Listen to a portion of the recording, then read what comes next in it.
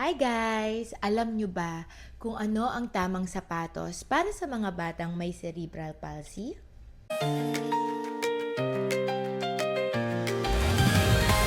Hindi lahat ng cute na sapatos ay pupwede para sa mga batang may cerebral palsy. Napaka-importante na ito ay may tamang suporta sa kanilang balanse at movement. Piliin natin ang high-cut shoes.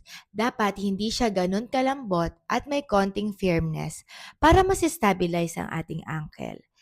Kailangan meron din tayong non-slip sole para hindi po madulas ang mga bata. Pangatlo, kailangan hindi masyadong maluwag or masikip ang ating mga sapatos.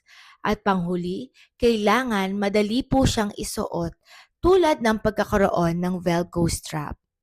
Minsan, nire-recommend din ng ating mga rehab doctors ang AFO or ankle foot orthosis or Denny Brown kung tawagin. Depende kung ano ang pangangailangan ng ating mga pasyente.